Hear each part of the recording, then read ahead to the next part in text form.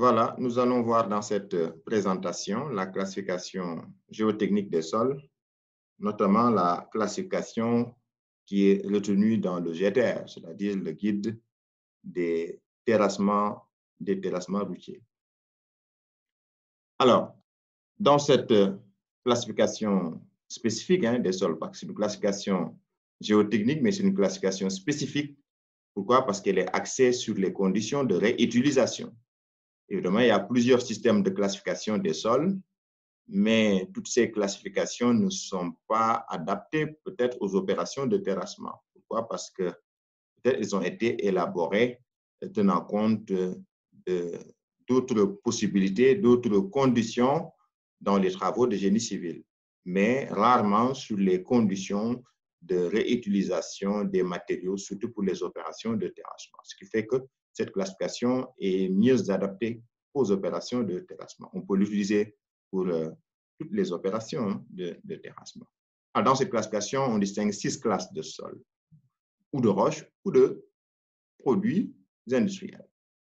Ces 6 classes, c'est quoi? C'est A, B, C, D, R, F. Évidemment, il y a des sous-classes, parce qu'à l'intérieur de chaque classe, évidemment, c'est tellement vaste, on peut subdiviser chaque classe en plusieurs sous-classes. Nous y reviendrons. Alors, les classes A, B, C, D, en réalité, c'est ça les sols, c'est-à-dire les matériaux naturels constitués de grains séparables, de dimensions très variables, depuis les argiles jusqu'au bloc. Ces grains sont de nature et d'origine géologique diverses. Alors, la classe A, c'est les sols fins. La classe B, c'est les sols sableux et graveleux avec fines. La classe C, c'est des sols comportant des fines et des gros éléments. La classe D, c'est des sols insensibles à l'eau. Alors, la classe R, c'est pour les roches. La classe F, c'est pour les sous-produits industriels. Donc, voilà une classification sommaire des sols axés sur les conditions de réutilisation. Alors, on a dit tout à l'heure que les classes A, B, C et D, c'est les sols. Alors, pour les classifier, ces sols-là, on va utiliser des paramètres, un ensemble de paramètres. Alors, ces paramètres retenus se rangent en 3 catégories. Il y a ce qu'on appelle les paramètres de nature, les paramètres de comportement mécanique et les paramètres d'état. D'abord, les paramètres de nature. Alors, ces paramètres de nature se rapportent à des caractéristiques intrinsèques, c'est-à-dire qu'ils ne varient pas ou varient peu, ni dans le temps, ni au cours des différentes manipulations que subit le sol au cours de sa mise en œuvre. Vous voyez qu'ici, donc, c'est des paramètres qui sont invariables, qui sont intrinsèquement liés à la nature du sol.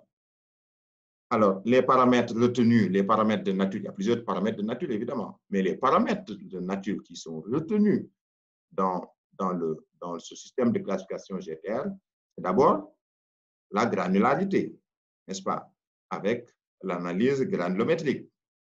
Alors, ici, cette granularité qu'on obtient à partir de l'analyse granulométrique permet d'avoir la courbe granulométrique du sol. Et évidemment, ça nous permet de sortir différents éléments, tels que la dimension maximale des grains, le Dmax, ou bien le pourcentage de fines, qui va évidemment jouer sur l'argilosité, qu'on verra tout à l'heure. En tout cas, le premier paramètre de nature ici, qui est retenu dans le GTR, c'est la granularité. Alors, le deuxième, c'est quoi? C'est l'argilosité. Alors, l'argilosité, qui est appréciée ici par 2 essais de laboratoire. De valeurs des essais de laboratoire qu'on appelle l'indice de plasticité, la limite de liquidité moins la limite de plasticité, permet d'apprécier, d'avoir l'indice de plasticité, qui permet d'apprécier l'argilosité. Il y a aussi la valeur au bleu de méthylène d'un sol, la valeur VBS, donc laissée à la tâche. Évidemment, donc l'IP et la VPS d'un sol étant tous les deux des paramètres qui permettent de mesurer l'argilosité, l'argilosité d'un sol. Évidemment, on peut préciser les domaines respectifs d'application de chacun d'eux. D'abord, par exemple, la VBS, la valeur au bleu de méthylène d'un sol, est une grandeur qui exprime globalement la quantité et l'activité de l'argile. La quantité et l'activité de l'argile contenue dans le sol étudié, n'est-ce pas? Et donc, elle est applicable à l'identification de tous les sols. C'est pourquoi, dans cette classification GTR, voilà, toutes les classes de sols sont distinguées en fonction, sont distinguées en tout ou partie, donc à partir ici de ce paramètre. Toutefois, l'indice de plasticité présente dans le cas des sols moyennement à très argileux. Hein? Dans le cas des sols moyennement à très argileux, en ce moment, l'IP, l'indice de plasticité, quand même présente quelques avantages sur la valeur au bleu de méthylène. D'abord, c'est un paramètre pour lequel on dispose d'une longue expérience dans l'interprétation. Ensuite, il est plus sensible que la VBS. Alors, il est plus sensible que la VBS dès que les sols deviennent vraiment argileux. Enfin, surtout, il s'agit ici d'un paramètre qui est à la fois un paramètre d'identification, mais aussi de comportement. Ça peut renseigner sur le comportement du sol. En effet, l'IP définit en réalité l'intervalle de teneur en eau dans lequel le sol reste souple et déformable tout en conservant une certaine résistance au cisaillement. Évidemment, on comprend beaucoup ce paramètre. De toute façon, ces deux paramètres permettent d'apprécier l'argilosité du sol. Alors, la deuxième catégorie de paramètres ici, c'est les paramètres de comportement mécanique. D'habitude, ce paramètre est mesuré essentiellement pour les matériaux granulaires qui seront utilisés en couche de forme. Évidemment, pour voir leur résistance mécanique pour des matériaux granulaires, pour voir est-ce que ces matériaux ne vont pas subir des dégradations ou bien des déformations tout au long donc, de leur sollicitation. Donc, c'est des essais de dureté conduits essentiellement, tels que l'essai Los Angeles, l'essai micro-Deval en présence d'eau et l'essai de friabilité des sables. Donc, c'est des paramètres qu'on utilise essentiellement pour caractériser des matériaux granulaires de couche de forme. Enfin, il y a ce qu'on appelle les paramètres d'état. Alors, les paramètres d'état, alors, c'est des paramètres qui sont fonction de l'environnement.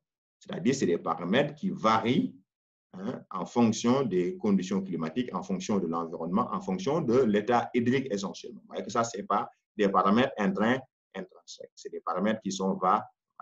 Parmi ces paramètres, il y a la teneur en eau. La teneur en eau, que ce soit la teneur en eau naturelle ou bien la teneur en eau optimale de l'essai Proctor, tout ça, c'est des paramètres qui sont liés notamment donc à l'environnement. Deuxième paramètre d'état, c'est l'indice de consistance. C'est l'indice de consistance, c'est-à-dire la comparaison de la teneur en eau naturelle du sol avec les limites de Terberg. L'indice de consistance qui donne dans quel état de consistance se trouve le sol. Est-ce que le sol est dans une consistance solide? Est-ce qu'il est dans une consistance liquide ou bien il est dans une consistance plastique? Vous voyez que l'indice de consistance également est un paramètre qui permet d'apprécier l'état hydrique. C'est un paramètre d'état qui permet d'apprécier ici donc l'état hydrique du sol. Il y a aussi l'indice portant immédiat qui est mesuré immédiatement sur un sol compacté à sa teneur en eau naturelle. Vous voyez que ici, cette portance est fonction de la quantité d'eau, de l'état hydrique donc, de ce matériau. Il y a aussi le CBR classique, c'est-à-dire l'indice portant après immersion, évidemment, qui sera également fonction de la teneur en eau, puisque les moules de l'essai CBR sont compactés à la teneur en eau optimale de l'essai Proctor. Forcément, ça devient ici un paramètre d'état qui est fonction de l'état hydrique du sol. Évidemment, ces essais peuvent être, ces paramètres peuvent être mesurés grâce à des essais, l'essai Proctor normal, l'essai de portance immédiat ou bien l'essai CBR. Alors, voilà, maintenant, si on essaie de détailler, pour donner les limites ici, des paramètres, des des trois catégories de paramètres, justement. Si je prends les paramètres de nature, hein, vous voyez la norme, hein, la granulométrie, par exemple. Hein, vous avez la norme qui permet de faire cet essai-là. Alors, ici, les paramètres qui seront retenus, bon, on l'a déjà dit, c'est la dimension maximale des grains. Évidemment, le pourcentage de fines également joue un rôle important. Alors, deuxième élément ici, c'est l'argilosité, comme on l'a dit. Alors, concernant l'argilosité, on a parlé de l'indice de plasticité. Alors, ici, qu'est-ce qui est retenu comme critère? Si IP est inférieur à 12, dans la classification GTR, on dit que le sol il est faiblement argileux. Si IP est entre 12 et 25, ça nous permet de distinguer les sols moyennement argileux. Si IP est entre 25 et 40, on dit que le sol il est argileux. Donc, voilà ce qui nous permet d'avoir l'argilosité à partir de l'indice de plasticité. On a parlé aussi de la valeur au bleu de méthylène, hein, qui est directement liée à la surface spécifique des grains, à la surface spécifique des grains. Et donc représentant l'absorption de bleu de méthylène par les particules argileuses. Nous l'avons vu dans le TP de laboratoire. Dans cet essai,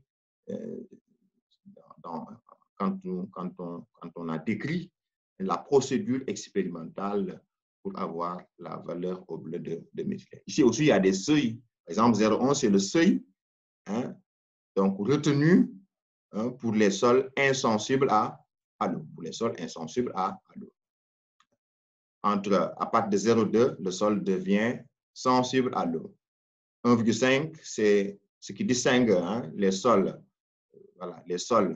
sablo-limoneux des sols sablo-argileux, n'est-ce pas? C'est la limite, n'est-ce pas, entre les sols sablo-limoneux et les sols sablo-argileux. 2,5 sera le seuil pour distinguer les sols limoneux peu plastiques des sols limoneux moyennement plastiques. 6 va distinguer les sols limoneux des sols argileux et 8 va distinguer les sols qui sont argileux des sols très argileux. C'est-à-dire que quand ça dépasse 8, le sol il est très argileux, très argileux. Par contre, entre 6 et 8, s'il est argileux, il est argileux. Voilà donc la valeur au bleu de méthylène. Nous avons déjà vu, la valeur au bleu de méthylène d'un sol s'exprime en grammes de bleu de méthylène pour 100 grammes de sol. Alors, je vais ajouter ici dans les paramètres de nature, il y a ce qu'on appelle l'essai d'équivalent de sable. Il est maintenu dans le GTR. Hein? Il est maintenu dans le GTR, je ne l'ai pas développé tout à l'heure, mais la valeur, l'essai d'équivalent de sable, on a vu, hein, qui permet d'apprécier la propreté des sables, est maintenu dans le GTR. Pourquoi? Parce que, évidemment, c'est un paramètre qui, depuis l'introduction de la valeur au bleu de méthylène, est de moins en moins utilisé au profit de la valeur au bleu de méthylène. Mais puisque c'est un paramètre qui existait dans l'ancien document, hein, on fait les recommandations de 76, mais aussi c'est un paramètre qu'on utilise jusqu'à présent dans les laboratoires. Il est maintenu, il est là, mais couplé avec la valeur au bleu de méthylène pour également définir l'argilosité des sols. Alors, les paramètres de comportement mécanique, on l'a dit, ça mesure la résistance au trafic des granulats, surtout pour les granulats de couche de forme. Alors, les seuils retenus ici pour le coefficient Los Angeles, hein, le LA, inférieur à 45. Micro de Val en présence d'eau, le seuil ici, c'est toujours 45. Pour le coefficient de friabilité des sables, le seuil, c'est 60.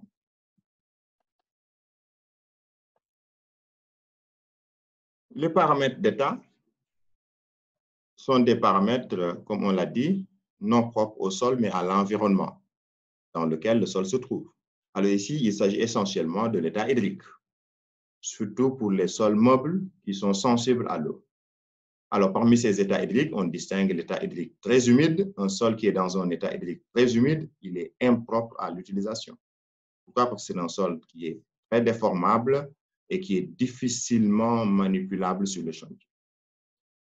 L'état humide. Donc, l'état humide, on note petit h. L'état très humide, on note TH. Alors, un sol dans un état hydrique humide et dans une humidité élevée permettant la réalisation du sol, la réutilisation du sol, moyennant quelques actions, hein, moyennant des traitements particuliers.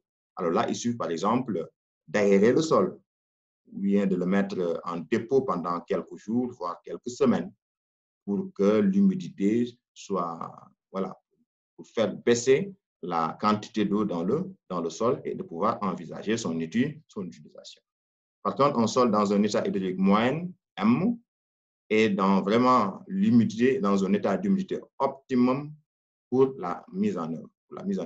Donc, l'état d'humidité moyenne est l'état optimal quand on envisage l'utilisation d'un matériau, la réutilisation d'un matériau sur le champ. Ensuite, il y a l'état sec. L'état sec, le sol est dans une humidité faible, permettant des mises en œuvre en prenant des dispositions particulières. Là, il suffit de faire un arrosage complémentaire, de faire un surcompactage pour pouvoir avoir les conditions optimales. Donc, l'état hydrique sec aussi, c'est un état qui est optimum, disons, moyennant ici un arrosage complémentaire et un surcompactage pour réduire les vides. En ce moment, ça donne des garanties. Par contre, il y a l'état hydrique très sec. Alors, l'état hydrique très sec, le sol est dans un état trop sec pour envisager une réutilisation dans des conditions économiques satisfaisantes. Alors là, il va falloir faire venir d'importantes quantités d'eau. Évidemment, ça dépend des conditions économiques de la région. Si on a la possibilité de faire venir d'importantes quantités d'eau, il y a une consommation importante de quantité d'eau qu'il faudrait envisager ici pour pouvoir l'utiliser. Ce qui fait que dans certains pays, si le sol est très, très sec, évidemment, ils n'envisagent pas leur utilisation, mais si les possibilités s'offrent donc de pouvoir apporter ces quantités d'eau, en ce moment, c'est des sols qui peuvent être utilisés.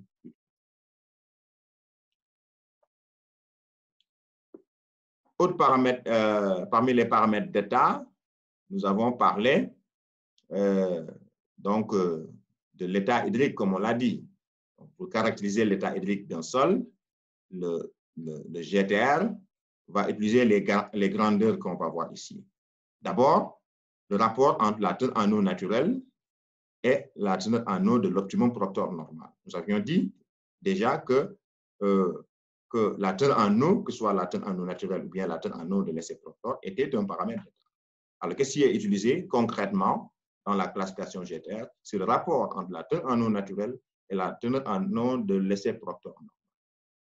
N'est-ce pas? De la fraction 0,0.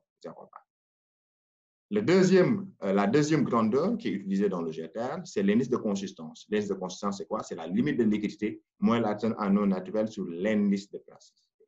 Donc, c'est la position de la teneur en eau naturelle par rapport aux limites d'intervalle, c'est-à-dire la limite de liquidité et la limite de plasticité.